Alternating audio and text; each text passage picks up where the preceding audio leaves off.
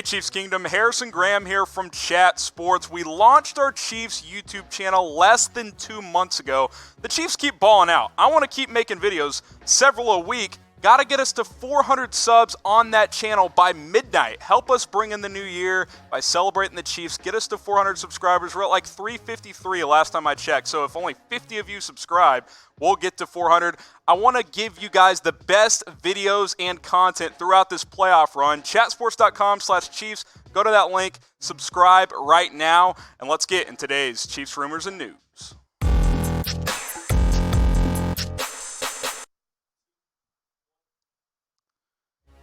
Eric Bieniemy is the focus of today's show, at least at the beginning. The Chiefs offensive coordinator garnering some interest from several teams as NFL's Black Monday took place yesterday. Not as many job openings this year as there typically are, but 3 teams have already asked the Chiefs, requested an interview with Eric Bieniemy. The Giants, the Panthers, and the Browns all want to meet with him. The plan is for him to interview with all of them during the bye week. Very busy week upcoming for Eric Bieniemy.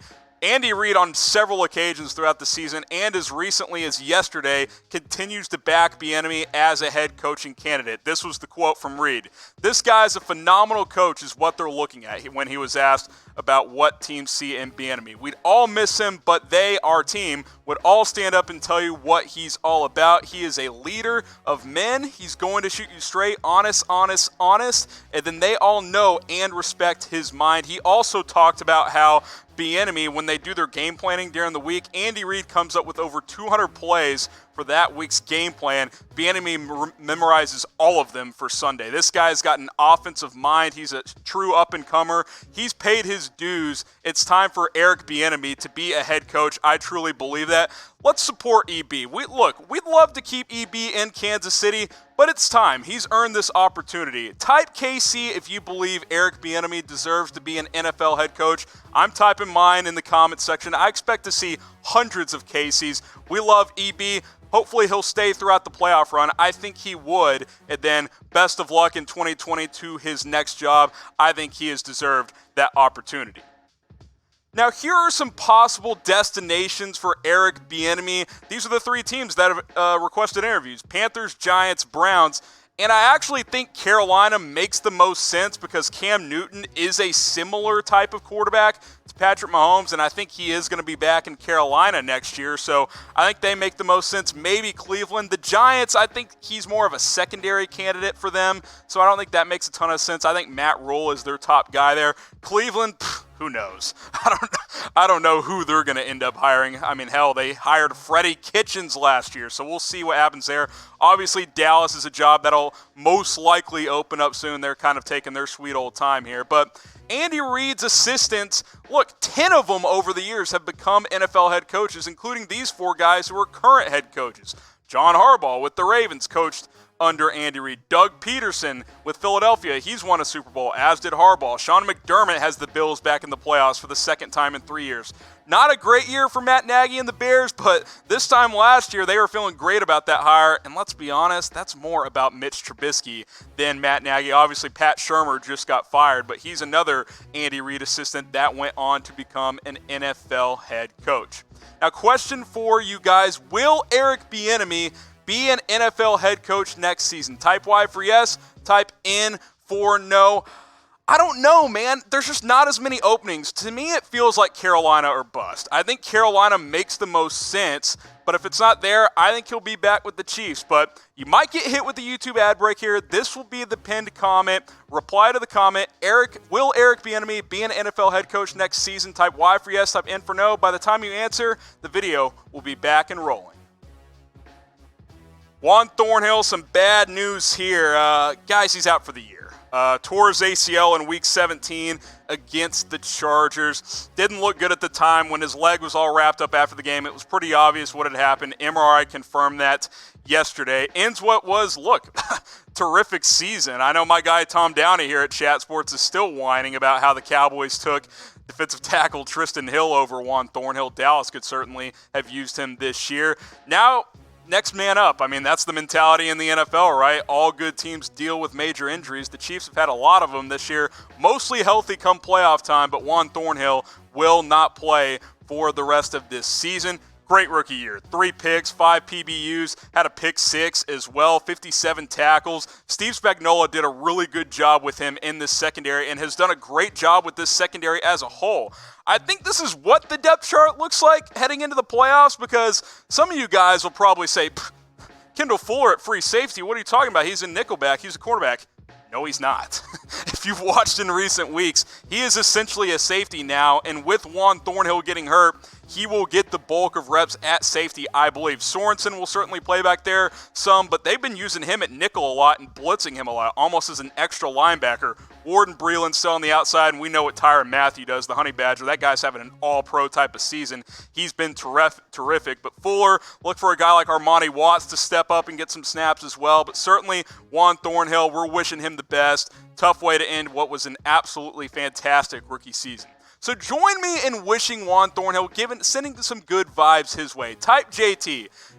Rookie year, I don't know if he was in the mix for Defensive Rookie of the Year, but he's certainly up there. I mean, typically it goes to guys with sacks like a Nick Bosa or a Josh Allen is probably going to win that award, but Juan Thornhill is certainly worthy of some consideration. Let's get the JTs going in the comments section. I'm typing mine right now. Type JT to send good vibes to Juan Thornhill. Now, today's show is brought to you by Fanatics. We continue to partner up with these guys. They have tons of great deals. I found this Patrick Mahomes jersey, t-shirt jersey, don't get it twisted, 30% off for less than $23. Look at that bad boy. I'm about to order mine right now. $22.39 for this. These deals are running out quickly, so go to chatsports.com/Mahomes for that one. And then this one, the West is not enough. We heard Frank Clark say it earlier this year when the Chiefs won the AFC West. West is not enough, but you can still celebrate the Chiefs winning the AFC West by getting this shirt. We all want bigger things. Chatsports.com/AFC West, just $27.99 for this bad boy. Go take advantage of those deals right now. Mecole Hardman receiving some awards this week. AFC Special Teams Player of the Week, had that critical 104-yard kickoff return against the Chargers to kind of shift the game back in the Chiefs' direction. They ultimately went on to win that game by 10 points to secure the first-round bye, thanks to Ryan Fitzpatrick. Hint, hint. We'll get to him later on in the show. Lots going on with Fitzmagic, but my question here is, I wonder if Mecole Hardman needs to have a bigger role on this offense. Look, every time this guy touches the ball, he makes something happen. Hardman's having a terrific season. His special teams impact has been obvious. But the question is, should he be utilized more on offense? I say yes. 26 catches for 538 yards. That's almost 21 yards a catch. He's got 6 touchdowns on 26 catches. That is a ridiculous catch-to-touchdown ratio. Like, every 4.5 times he touches the ball, the guy scores. I mean, he is a playmaker by definition. And if you look at kind of the Chiefs' top weapons, the receiving leaders this year, anything stand out here? He's got by far the least amount of receptions, and yet he's almost third in yards on the team. Sammy Watkins has double the yardage and only like 130 more yards. I love Sammy Watkins. And look, Travis Kelce, Tyreek Hill, they're the main weapons on this offense. We know that. Demarcus Robinson's a nice rotation receiver, had a big touchdown this week. But you look at Hardman, you look at Watkins.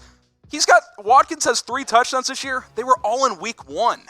A bulk of that production was in week 1 when he had 198 yards and 3 touchdowns. Mecole Hardman, in my opinion, should get more run on offense, and I think he should be taking snaps away from Sammy Watkins. I really, really do. I understand Watkins is a veteran and he's done some nice things this year, but Mecole Hardman, you have him and Tyreek Hill on the field at the same time, you might have the 2 fastest players in the NFL on the field at the same time. So let me know, who should get more snaps, Hardman or Watkins? Let me know in the comments section.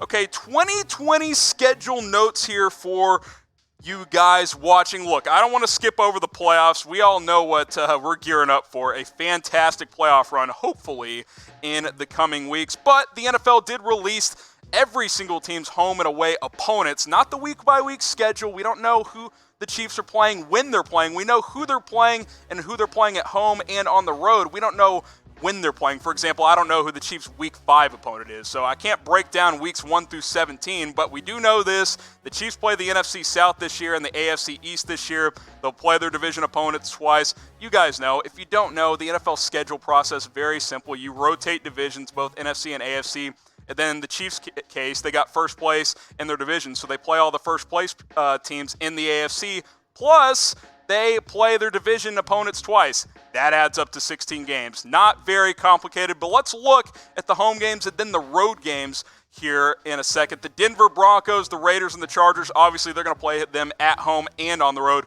Get the Patriots at home next year. That'll certainly be an exciting game as well. Other 4 home games here, you got the Jets, the Falcons, who I expect to bounce back next year, Carolina, and the Houston Texans. Could Eric Bieniemy be the coach of the Panthers next year facing the Chiefs? That'll be fascinating to watch. Road games, again, Denver, the Raiders, the Chargers. Man, it looks weird to see the Las Vegas Raiders there, but that is what it's going to be. Buffalo on the road, that could be a challenging game. And then the last 4 road games, Miami, New Orleans, Tampa Bay, and the Baltimore Ravens. That might be the game of the year in the NFL next year. We might get that game in Baltimore here in a couple of weeks. I'm certainly looking forward to that possibility as well. So that is the schedule breakdown. If you want to bet on any NFL games, you can't bet on 2020 games yet. A little early for that, but you can bet on games throughout the NFL playoffs. Go bet against the Patriots in round 1 of the playoffs, unless maybe you want to play the Patriots. They haven't been looking so good. You got to do it at BetDSI, chatsports.com/bet. Use our promo code NFL120. You'll get that 120% deposit bonus. You put down $100, give you $120 for free. It's the best betting deal out there, BetDSI. Ryan Fitzpatrick, a.k.a. Fitzmagic. What can you say about this guy? We have a joke in the office. Well, what do you call it, Tom? The endless cycle of Fitzmagic? Is that what you call it? The cycle of Fitzpatrick. Well, the cycle was at its peak I should say, this Sunday. What, the Dolphins like 15-point underdogs on the road against the Patriots, and Fitzmagic delivers a game-winning drive? You got to be kidding me. With the Chiefs win, it delivers the Kansas City, the number 2 seed, and a bye in the playoffs. Now, before we get to this quote from Andy Reid, Chiefs fans, and I love this, are starting a petition to bring Ryan Fitzpatrick to Arrowhead for the divisional round to be the pregame drum leader. Usually they have a former Chief or something like that. Get Fitzpatrick to Arrowhead. I am all about it. Here's Andy Reid after the game on Sunday, what he thought about Fitzpatrick helping the Chiefs out, saying, quote, "I want to send him some Kansas City steaks. He did a nice job. I can't do that, though, because that's tampering, so I'm not going to do that, but he deserves them. The extra week off is great to have this year. It's great to have every year." Obviously, Patrick Mahomes was asked about it. He said, look, man, it's Fitzmagic. Love watching the guy play. So Chiefs don't have to play in the first round. We'll see if Fitzmagic is in the building. I would guess probably not, but over 30,000 people have signed that petition. It'll be fascinating to see what happens. Who do you guys want in the divisional round? Who do you want Kansas City to play? It can be one of these 3 opponents, the Patriots, the Texans, and the Bills. The Ravens get to play the lowest seed remaining, which means Kansas City can't play the 6th seed Tennessee Titans, which is actually fine with me. I told you guys a couple of weeks ago I did not love that matchup for Kansas City. But let me know, type P for Patriots, type T for Texans, type B for Bills. I think the Bills stand out here. I'll take my chances with Josh Allen. But let me know what you guys think in the comments section.